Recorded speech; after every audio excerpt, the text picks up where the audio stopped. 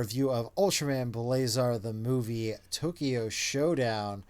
This is the first Ultraman like series movie that I've seen. Yes. And this like exceeded expectations. I didn't know what I was expecting going into it, but I was thoroughly surprised with a lot of things on here. I gotta say, like, they had a lot of really cool shots. There's like drone shots and like following vehicles, and I don't know, because this is the first thing I've seen on the Blu-ray set.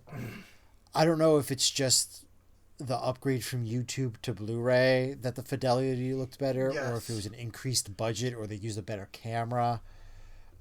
This movie looked great.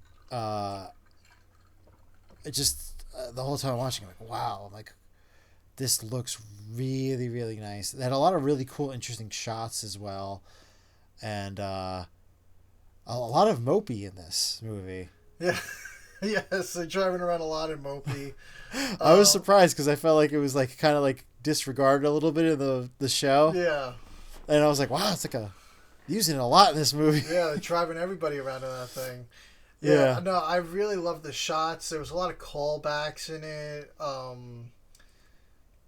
Some really cool stuff that they did. I mean, it opens with like a 10-minute recap, pretty much. Like, if you've seen Blazar and like you just want to watch this, like, or if you're just getting the series, watch the Blu-ray, and then you binge watching it, and then you're gonna watch the movie after.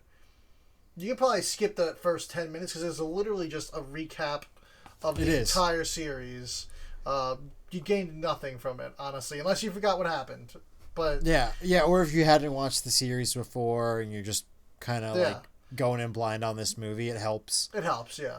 Yeah, because you get the entire story of each character, pretty much. You get a little bit of their arcs. They do a pretty decent job of summing up that entire series in like 10, 12 minutes.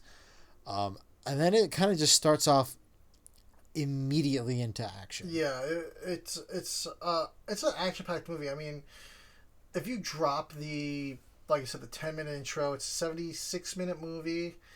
So it's like an hour and 6-minute movie. I consider it almost like, we were talking about this yesterday, like people are like, it's not a movie. Like some people are like, it's not a movie. It feels more like a TV special, but the way it's done, it's definitely movie-esque. I think made for TV movie, but like you said, it seems like a higher budget, a lot going on, great shots, some really incredible shots, special effects, and overall just I was just like really wowed by this. And I've been watching Arc and then coming back to like Blazar for the first time since watching Arc. I was like, wow, this is like so drastically different, just the tone, the mood, the action, the fights, and just everything going on with the humans. It's like a lot more like edge of your seat than Arc is, because this is a whole Defense Force thing, so there's tons of action happening everywhere, and whereas Arc, most of the other people are kind of just like, all right, we're gonna evacuate, like this is them a lot of the time, and like, we're evacuating. How that's I'm sorry, that's what they're doing most of the time. Sometimes they have these little stun guns. They're not a Defense Force, they're like a research force on Arc. So all the fighting is just on Arc. He doesn't have Earth Garon, which, oh man, I forgot how awesome Earth Garon was. I mean, I felt like in this movie, Earth Garon really got its moment to shine, because throughout the whole series, we were kind of like, is Earth Garon finally going to get that moment where he defeats a kaiju on his own? And it never happens. Unfortunately, and I almost wish like after like this that we would get like almost like an Earth Garon miniseries where like Blazar's off planet doing something, or Blazar's busy parenting, and Earth Garon, it's just all on Earth Garon. I would love to see like a miniseries or something like that, because Earth Garon came in really clutch in this movie and had some really big moments. Earth Garon was like really clutch in this movie, and a lot of like, I also added a lot of comedy elements with Earth Garon as well. Yes, which I thought was great, because it's like it's not just like the robot sidekick. Like, it's an actual character. Yeah, it's in the show. It's got like, an AI in it. It's sort of a living thing almost. Yeah, it's such good use of the character, and yeah, it's just really well thought out. Because you watch the recap for the series and you're like, okay, there's just gonna be like some add-on story or whatever, but it's like no, like this is like a true progression of the series. Like they developed characters in the movie, like characters from the series got character development. Yes, it wasn't just like oh well, this is just an action-packed movie where they're gonna blow up some stuff and that's the end of the movie. Yes. Like no, it wasn't. They added more character development. Yes, a lot of character development Post series. Yes. Some characters didn't quite get the full like time to shine moment or whatever, but like I feel like they did a pretty good job giving everyone their moment in the movie. Yeah.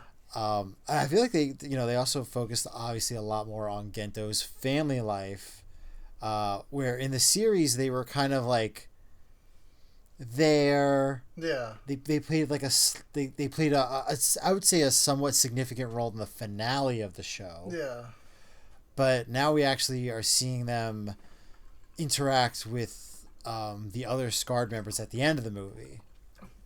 Yeah, it kind of reminds me of like a lot of previous I've only seen the shows as I said before, but a lot of them, the Ultra hosts, they usually don't have families.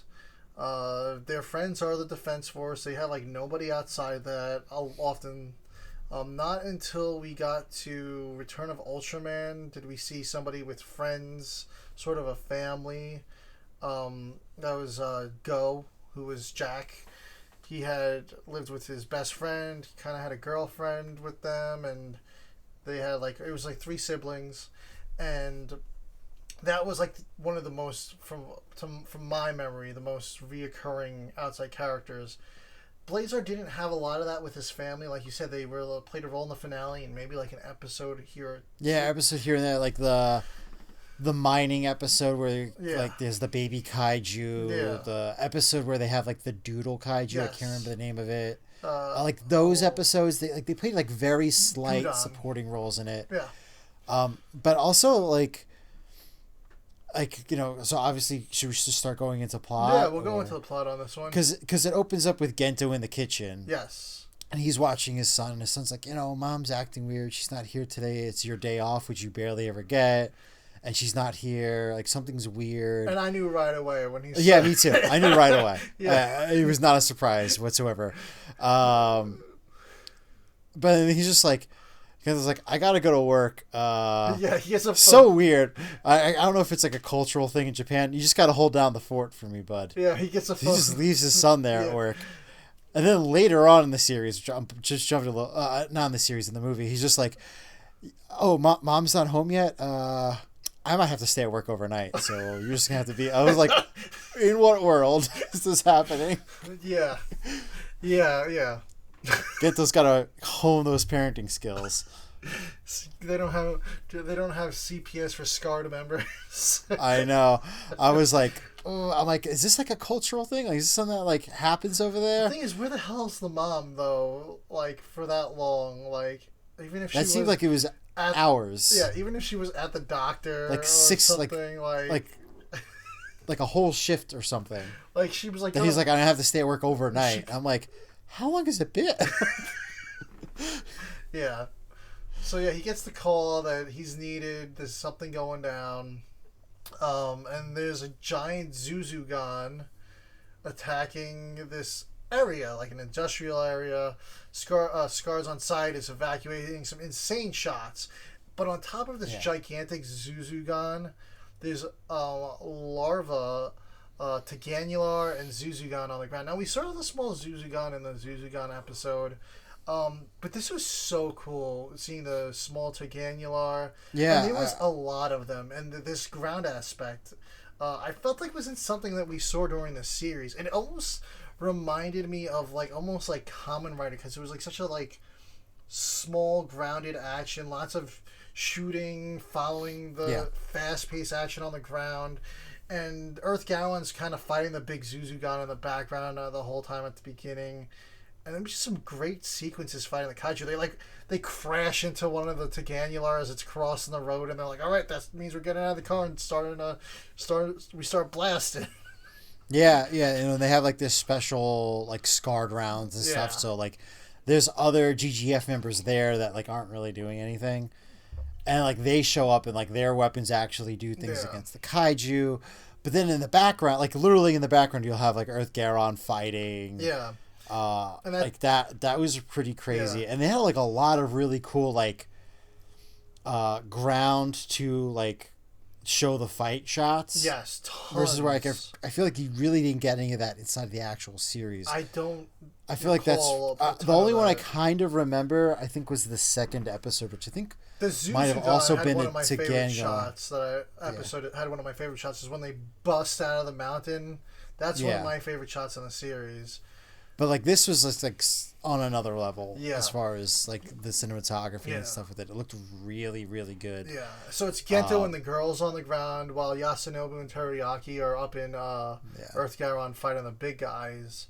So they're doing this whole thing, and then Earth Garon falls and the whole industrial thing kind of collapses. Gento gets separated from the girls, of course, and then he transforms into Blazar, joins the fight. Well, at that point, a giant Teganular had rose 2. So then it was 2 against 1, 2 with Earth Garon. So Gento get in the action to even the odds there. So now we go back to the girls on the ground. So now we got the girls on the ground shooting, fighting, and in the background, more of these incredible shots. You just have this great action with Gento fighting Teganular, Earth Garon fighting Zuzugan, and this is going on in this incredible shot where you see pretty much the entire Scarred Force on screen there fighting different things. And you could look anywhere on the screen and see Scarred fighting something, and it was really cool. Yeah. So, eventually they defeat the kaiju, and Blazar's about to hit like his like regular like pose and everything, and then like Earth Garon's like kind of like trying to copy him, and then like falls down. Yeah, it's like I don't know what that pose is. I don't know if it's like it's almost like a what's it called, Tai Chi kind of pose almost to me. Yeah, some sort of like samurai pose. And he goes to hit that pose, and Earth Garon epically fails and falls over. So Earth Garon obviously needs repairs after the fight, as per usual. Yeah, it's kind of the running gag of the movie. They're like, "Oh, he just got broken. He just got fixed again." They're like, he's always breaking though. We push him way too hard than he's supposed to be pushed. So they're back and they're like, they're trying to figure out like why was there a Teganular larva there, like what's going on, and they're like, there's nothing from space coming, is there? Like, so what's going on over there? Yeah. So they end up looking into this company, Necromass, which is actually the company that made the Tilsonite spear from the series, then turned into the sword. So they're like, they're... they make the special kaiju rounds for... they're a defense contractor for GGF, and... they make like a lot of our equipment, and what they do is they dispose of kaiju corpse after the fights, but they repurpose the kaiju's bodies and whatnot to make new technologies, weapons. Very kaiju number 8. Sciencey stuff, yes. But so they're there, and they start talking over, and like they're like, the CEO is known for being like his wife died of an illness, and so he's a single father, but like he's known not only for running this company but for also being a great dad. Like that's like his like public image. So then it cuts to him and he's just like cutthroat on all like his like lower executive team.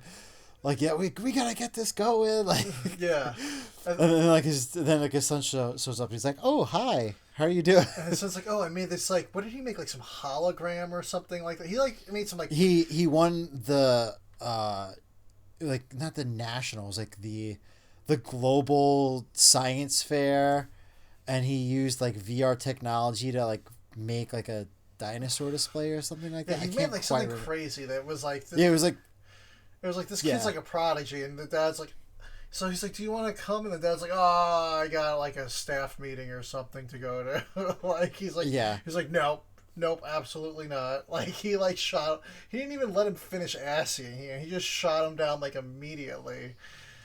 And then the son's like, okay, and then so he kind of like goes off, and then that's when Gento and Emmy come in, and they introduce themselves as like GGF members, and they end up going into his office, and that's when like actually he thinks they're there to kind of get a little feedback about the attack that happened, because the attack did happen right by them, but in reality they're kind of being like, what are you doing here? Like like what exactly do you have going on here? And he's pretty like extremely open about it. He's actually not hiding anything, which typically when you do like these like, oh, we're gonna go infiltrate question these companies, they're always trying. He was like very open, like, oh, like we're pretty sure kaiju cells, they don't age, and kaiju cells. Yeah, space kaiju cells, they don't age, and they regenerate themselves perfectly every single time, unlike human DNA. So we're just doing a little bit of DNA splicing here, and he's trying to make humans immortal, basically. Yeah, we can probably make an immortal human if we wanted to. Yeah.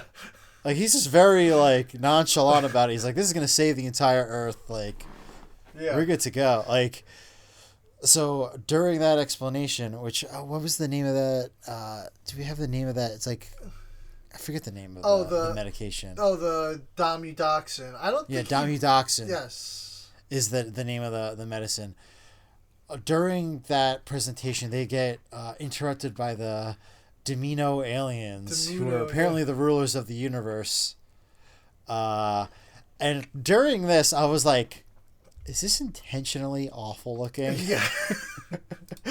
Which it is. We'll get to that plot point later. But like, I'm like, oh man, like this is like a little. It literally looked like a ghillie costume, and they had somebody like a Halloween mask. Make a Halloween mask out of like styrofoam and like color the eyes with like craft paints, and the screen was all blurry and cutting in and out, and it was on the screens everywhere. It's all over the office, all over the world, I think. No, so at that point, this time it's internal. Yeah. It's in the office. Later in the movie, it goes throughout the city. Yes. But basically, they're like, you have to get to the Damudoxin site and destroy all your research and destroy Damudoxin. It's terrible for the Earth. You're gonna destroy the planet if you use it. Humans are destroying the planet. We want to take over the planet, so we want you to protect it by destroying the Damudoxin. So you guys have to get there, or we're gonna start. They show that they actually have control of like the Japanese like defense force. Yes, they launch a missile program. And then it blows up in like the forest, so like nobody gets hurt. So like you have to get there now, or we're gonna. They give them like 30 minutes, or something. It was like some ridiculously short time frame. It wasn't to the point where they get in the van, they get into Mopi. I think they gave them like 3 hours. I don't think it was that short, but. But the way it plays out in the movie, though, they get in Mopi, they drive Mopi to this facility. The facility is now under attack. Not just yet. It's like on the brink. There's something happening that they're like rushing in, and the security's running around, and they get there and like, we have 10 minutes left, and I'm like, what? Like you have 10 minutes? I'm like, where did all the time go? Like, how far did you guys drive? So they get down to the lab, and as they're going through the lab, they're like, oh, this is where we're studying Damudoxin, and we have all the aliens, and you see, like, they have, like, a Teganular tank, they have a Bazanga tank, they have, like... So there's all these different kaiju corpses in these tanks. You don't really get to see the corpses, but you see the names on them. So you're like, oh, like, this is where they're this is where all like the kaiju parts are and Yeah. everything like that. And then like one of the great things with Daimyodoxin is it'll join with anything. It'll even join with inorganic matter. Yes. So, he's like gets to the computer and he's just about to he decides like I have no choice. I need to delete the information. Like he was willing to give up Daimyodoxin, no problem. Yeah. Like this is for the good of humanity. Yeah.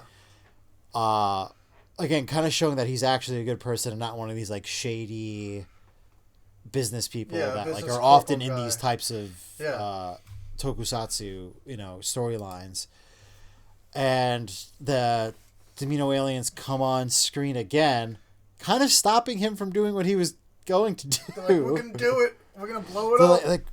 So we're gonna launch the missiles at the facility now. And then the guy's like, and then and then the GGF comes in, and then like you can't be in here, and then like we're scarred, and they're like, all right, like they're arguing, and then the alien's like, see, you humans are arguing, you're the problem. He's like, he's like, I'm threatening to destroy the world, and here you are arguing about all this nonsense. And it was during this rant where I was like, oh, I know who's doing this. Yeah, because it was like it kind of like this is like. Yeah, it was like, you adults. Or whatever. Yeah. And I was like, oh, I know what's going on here. Yeah. So they launch the missiles at the facility. They're like, we have to get out of here. We don't have time to destroy the research. They leave, and the place blows up. Yeah. So the whole base blows up, and obviously that would destroy whatever information, granted that's not on like an outside server or something. It would physically destroy what was there. But that's where the Daimyodoxin is, and a bunch of kaiju corpses. And Daimyodoxin is supposed to make something immortal. So it kind of makes this conglomerate kaiju, Gongulgan. Am I pronouncing that correct? Gongulgan.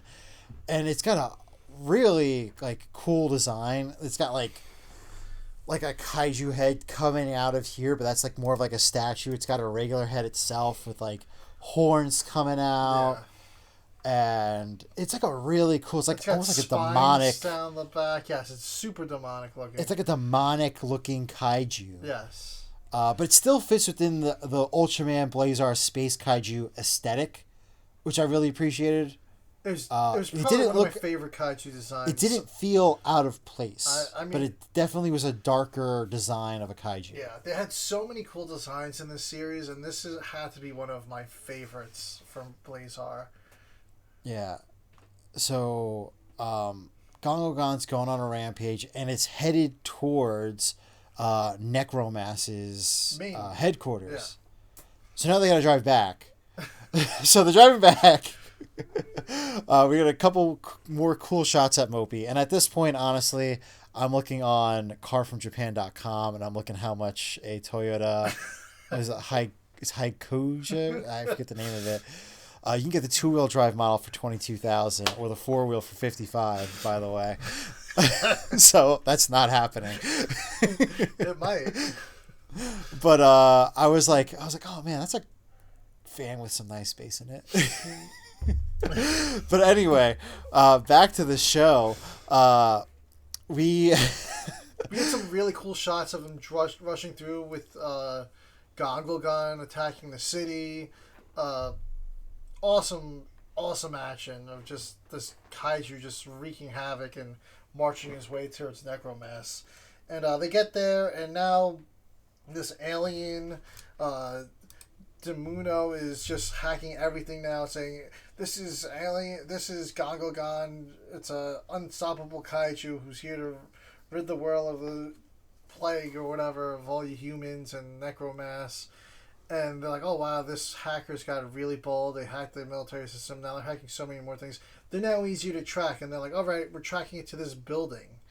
And Scarred going through the building, there's a competitor company is trying to steal this. So he was the guy that he was chewing out in the initial scene. He was a little bit of corporate espionage going on here. Yes, because they're heading back there to steal this, and they're trying to get this anti-Daimyodoxin out of is going to stop Gongogon. He mentioned that in the car right over. So this is what's going to be the weakness to this practically immortal kaiju. But he comes running out with this big, like, giant, like, jar. It's like 2 feet. It's like a big cylindrical thing with, like, this red spiral stuff. And he's like, I'm working for another company. And he tries to shoot at the CEO and get there. Yeah, I was, like, surprised that happened. Yeah, I was like, oh, wow, he actually whipped out a gun. Yeah. So he's running to the helipad. Gento and the CEO are chasing him down to the helipad, and Emmy's tracking the hacker, and she's like, it's inside of the Necromass building. So she opens up the door, and she like hears like the Domino alien, and she goes in there. It's just like a crappy green screen, and like, yeah, with like a cheap webcam and like a ghillie suit with the mask. And it was the sun. The sun was the one that made this get up. Yes, it was the sun. It was the sun. They had a little bit of like him running away and stuff. He also ends up on the helipad, and that's where Gongogon shows up, takes out the helicopter that was supposed to pick up the corporate espionage guy.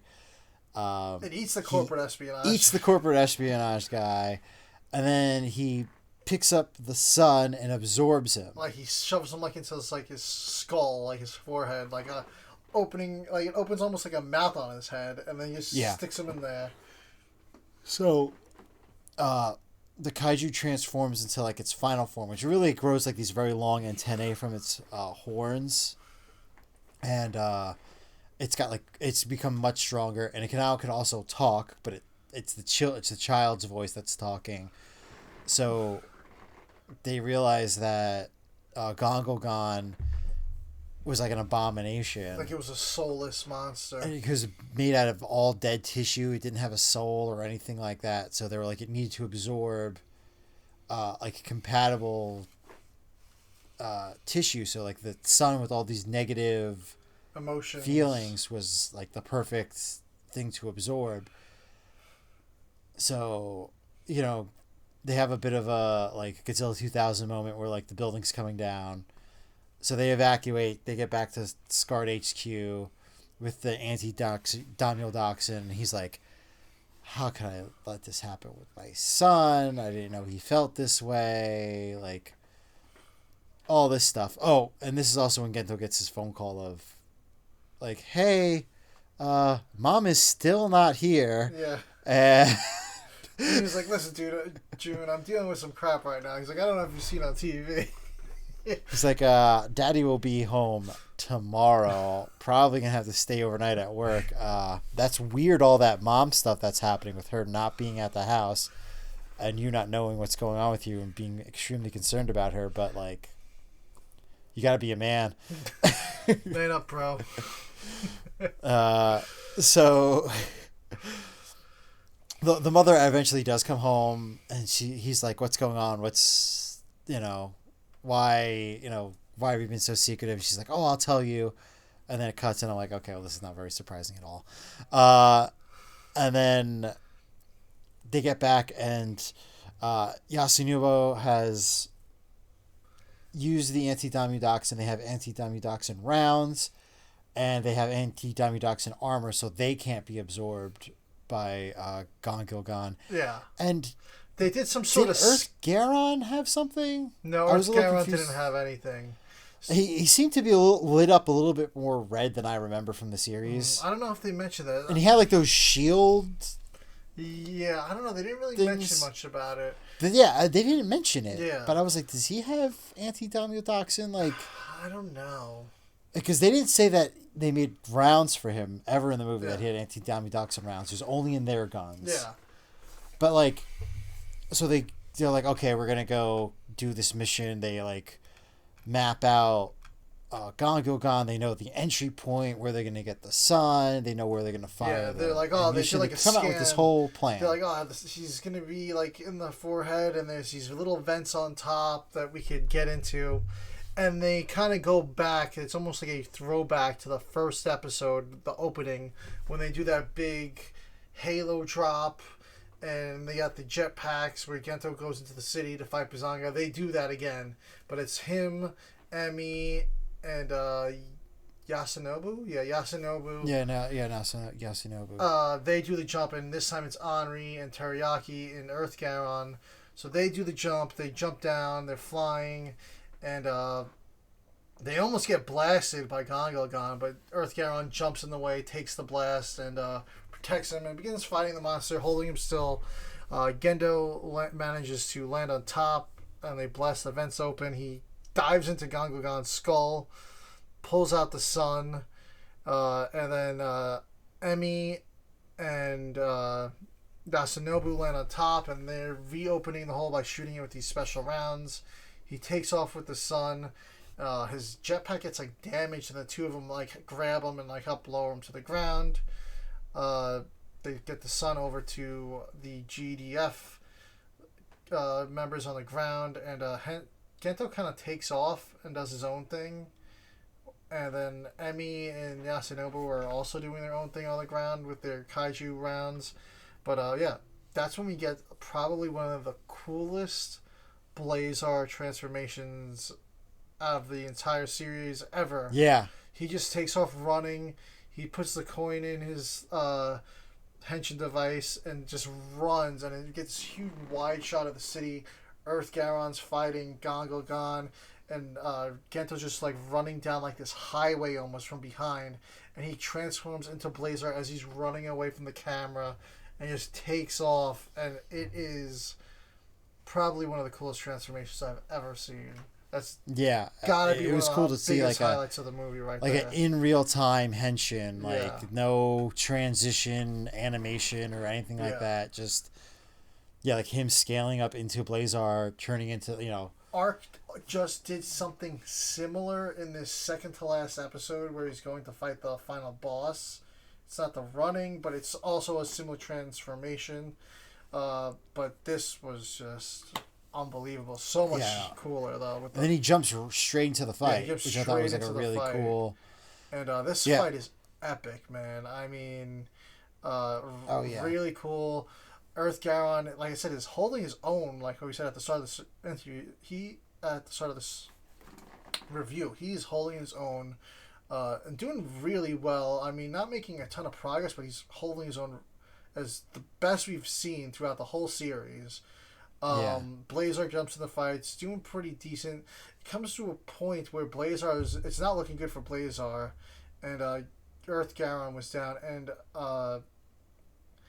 Blazar looked like he was about to get like really beat the hell up, and Earth Garon takes I believe it's the mod 2 or 3, the basically the wings, the big V wing. Mod pack 4. Yeah, he uses that big V wing as Blazar is about to get pummeled to hell, and basically cuts off Gongogon's hands. And Gongogon's like immortal, so the hands recover, because earlier on in the fight too, I believe the two of them each rip off an arm, and they just pop right back.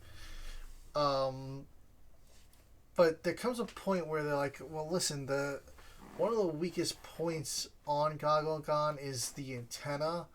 So basically, to get that message, they convey it over the loudspeaker on Earth Garon to Blazar and say, hey, listen, pick a antenna, we're going to rip these damn things out. And Henri and Yasunobu with their, I believe between the two of them had like 5 remaining rounds. They're going to help shoot at those to weaken them. And it's an insane fight. I don't know if you want to take it from there. So then Blazar goes into, he has like the Heatran. Firetran, the Firetran armor, transforms into that, has the sword, goes through like the whole fight. Gets a hold, like the Heatran like just doesn't really Firetran doesn't really cut it anymore. I know. It doesn't really cut it anymore as like a transformation power up for him. Yeah. So, but eventually they do get the antennae off, but like he gets the Tilsonite sword and everything too. Yeah. Gongogon is just too unstable now. Like it's like putting out these like electrical attacks everywhere, like it couldn't handle that trauma, and then also having its soul ripped out from the kid kind of made it go like absolutely crazy. So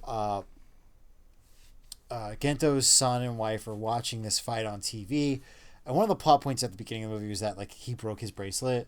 Yes. The one that the son gave him. So the son's holding the bracelet, and he's like, come on, Blazar, like cheering him on, and then the bracelet forms the Specium Ray again. They do the Specium Ray with a combo with Earth Garon, shooting off its last rounds and like the last seconds of emergency backup power that it has. The Gogogon explodes, blows up. They finish up the fight with that Specium Ray Earth Garon combo. And then Earth Garon, again, loses power, starts going down. But instead of flying away this time, Blazar catches him and lowers him down to the ground. It was almost like the SpongeBob moment where he's like, why? With the lifeguard.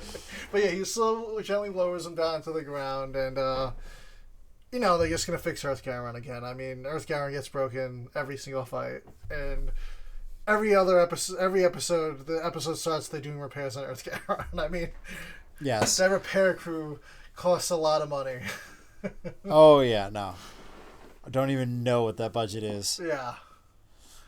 But, that basically wrapped up the main plot of the movie. The guy's got his son again. They reunite. And he's like, I'll quit. I'll quit everything. And the son's like, no, I don't want you to do that. He's like, I just want you to spend time with me. Yeah. And, that basically finishes up that plot point. Gento gets a little bit more insight into being a father or whatever. And then there's a little more to that, though. I mean... Yeah. That final scene is not anything we saw the entire Blazar series, where the entire defense force is with his family. Yes, he typically kept that very separate. Yes, it's almost like his family was literally like almost a secret, honestly. Yeah, they didn't know. But then also on top of that, like his job was practically a secret from his family, and his family was practically a secret from his job. Because I was like, when I saw that scene, they open up and they're in his house, and they're calling him captain. And they're wearing casual clothes. I was like, they're calling him captain. I'm like, I thought Yeah. They thought that he was like a janitor or something. Yeah. Like, I don't even think they knew that he was like active combat, like doing stuff until the finale. Yeah, the original finale. But then like the fact that they're actually in his house calling him captain and stuff like that. Well, because they did see him on the TV in that one episode, and they're like, "Oh, we know you're not a janitor anymore." So that's just after all that. But yeah, and this is also the first time we've seen a lot of these. I feel like we didn't. I mean, we have seen them in like regular clothing, but I feel like we've never seen them all together in civilian clothing. Not. Like you had like one character here, one character there. I mean, we got to see Yasunabu in the laundry. Yes. But so then they they're at his house, they're having like barbecue, like that. I think it's just called like barbecue. Yeah, they were just like that very thin meat that they have steak over there. Yeah. So like they're cutting the meat. The wife's like in the back in the kitchen. Like you don't really get to see her, but you're like, I know what's going on here. And so like they're the son comes up to Gento, and Gento's like, "Oh, you did such a good job, like protecting your mom while Dad was at work and all this stuff." And he's like, "Well, I have to. I'm gonna be a big brother." And then he's like, "What?" And the mom was like, "You weren't supposed to tell him." And then everyone's like, "Yay!" And then Gento starts crying. I mean, not crying. He was definitely he was not like crying. bawling. They're like, "Look, Captain's crying. We've never seen him cry before." He's like, "I've never cried a day in my life." He's like, "I'm not crying right now. There's something in the air." Yeah. No. It's the smoke. And then that's how it ends. Really nice, happy ending there. But like, I'm just kind of curious now because he's one of the first Ultra hosts that I've seen with a wife, a son.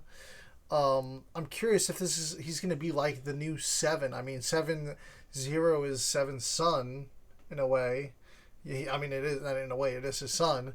So, like, will June or this new son take up the mantle years down the line?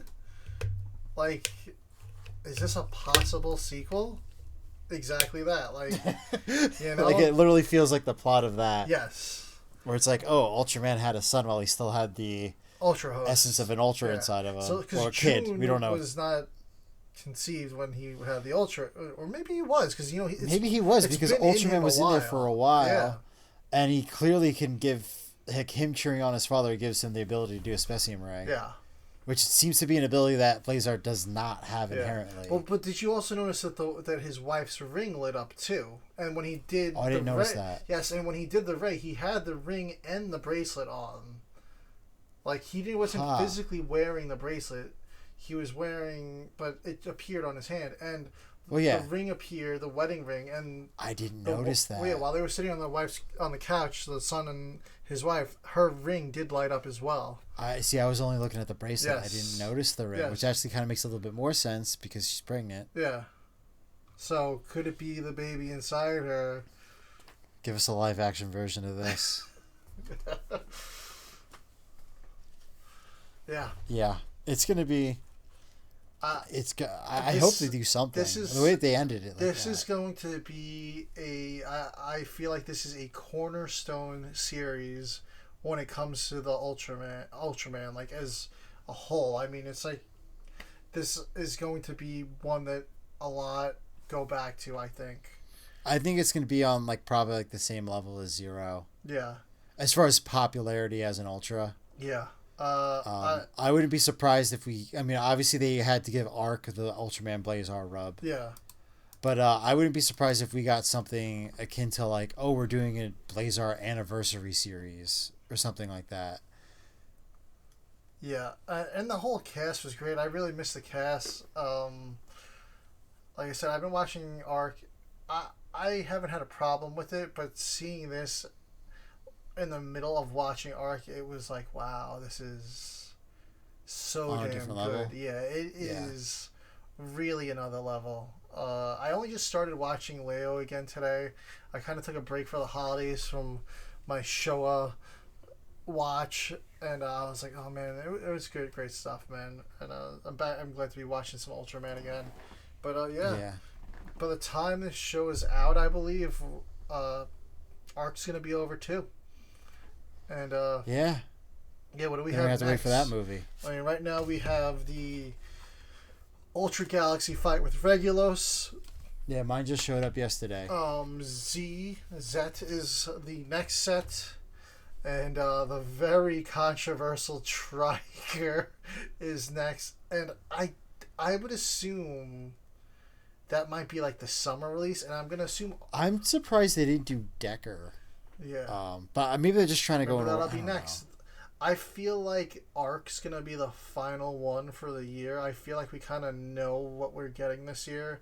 I mean, they haven't announced Arc yet, but I'm gonna assume. We're also supposed to be getting Ultraman USA at some point. Yeah. I think that was. Yeah. I don't know if that was ever confirmed though. I thought it was just kind of rumored. I thought that it was confirmed that we were getting like a new dub and everything. There was that G-Fest where they showed it, but I don't know if they actually are gonna put it out. Yeah. But I mean, there's so much out there that we have yet to see get a physical media release. I rent that Ultra Q Dark Fantasy, please. Yeah. I wouldn't be surprised if we got like one more announcement for the year. I'm thinking we might get at least one more set. But I wouldn't be surprised if Triger and Arc are the last two for the year. Maybe we'll get one more, or they'll try to squeeze one more. Because so far, all these sets that they've released have just keep getting pushed back. Because I think Z at this point is going to be in April, right? Yeah. Am I right on that? What did I say? I thought it was going to be like March or April. Because originally it was supposed to be like this month. Yeah, it was supposed to be like next month. Some crazy. Yeah. Like where they can do one a month. Like that didn't make any sense. Yeah. I mean, well, they did that with the Max and because Max was like the last new one we got before this big hiatus. Let's see, it's coming out. Let's see, no date yet, honestly. Yeah. But you can pre-order it right now. It's only $25. See, I've heard that's of the recent series. I heard that's very good. April 22nd. April 22nd. So April, I'm thinking April we get Z. July we get Triger. Maybe June we get Triger. I mean, August we get Triger. July or August, I'm going to put that. Sort of like when Tiger came out, because it came out right around San Diego Comic-Con. Yeah. Well, no, it came out, right around San Diego Comic-Con, because then they had, like, the... Because then they had, like, the official release after, because, like, San Diego Comic-Con had, like, the early hollow slipcase. But then we ended up getting them anyway, too. Yeah. And then Blazar was supposed to be out in November, then it got pushed back to this. Supposed to be out in October. Then it got pushed back to, like, practically December. Yeah. So, we'll see. Yeah. I feel like Triger might finish out, Arc might finish out the year, even though it hasn't been announced yet, but I'm assuming they're going to follow the pattern that here in the U.S. we're going to get that movie on the Blu-ray set. I hope they do. Like, that, I think that's a great idea. I would have loved to, like, if this ended up on, like, some type of streaming service where, beforehand, like a Crunchyroll or something. Yeah. Where I could have watched it ahead of time. I probably It was such a long wait. It was a very long wait. I mean, they were parading this movie around the world. I'm happy it's on the set. I mean, like... I'd rather get physical media than it being streaming exclusive. Yeah. Like Shin Kamen Rider. Yeah, I'm surprised they didn't just throw it up on, like, a Fandango movie or, like, just digital. Yeah. Like, just buy it digital. I would have paid for it digital. Like, hell yeah. Yeah. Hell yeah. Just be like, hey, we have the dub ready. If you want to... I think you can even rent movies on YouTube. It seems like probably like a slam dunk that maybe that would have been available, but... Yeah, it's so weird. Mill Creek, they were giving out the digitals for the movies at the beginning, and then they, like, just killed that platform. If Mill Creek could figure out a digital platform or something, it would be cool too. It would be a form of income for the series. A lot of the people have been talking about lately. They took away the Godzilla Pluto TV channel as well as the Ultraman. A lot of the Ultraman shows stopped streaming on Pluto TV and Tubi as well. Ultraman is now on Prime. So if you have a Prime subscription, there is quite a lot of Ultraman series that you could stream that are included with your Prime if you want to watch some Ultraman. You could always go to the Ultraman YouTube channel. They removed Blazar from that. They removed Blazar right when the Blu-ray came out. You could still watch Arc, a couple other things. Usually, I believe they're doing Leo right now, actually, because I'm pretty on pace with what they've released on YouTube. You could watch Ultraman Leo right now is on their Japanese sub YouTube channel. You could watch that. I don't know if they removed the previous series. They were doing Taro, now Leo. You could watch that on their YouTube channel. There's a lot on their YouTube channel, so there's plenty of places to watch some Ultraman, because I know a lot of people were bummed out about it being pulled from Tubi, but I believe... Also, because we were talking about Ultraman, but I did mention Pluto TV losing the Godzilla channel. I could have sworn that they still have the on-demand section with the Godzilla movies for now, so you could sort of watch them still on there. I don't know if they've pulled it since. But, yeah, so there are places to watch all these things. Yeah. But, I think that just about wraps up the show. Yeah, man. First show of the year. Great one. And, looking forward to seeing everyone on the next one. We have John Bellotti Jr., the founder of Kaiju Brooklyn, our New York-based Kaiju. One of the founders. Yeah. Our New York-based Kaiju convention here. Makes all these sweet Ultraman t-shirts. Tons of great art. And, we're really looking forward to talking to him. Right behind me. Yeah, right there behind Dan. So we're really looking forward to talking to him. We'll be talking more Ultraman with him, Kaiju, and everything. So look out for that video as well. An interview come to the channel very soon. So thanks for watching, guys. See you next time. Bye. Bye.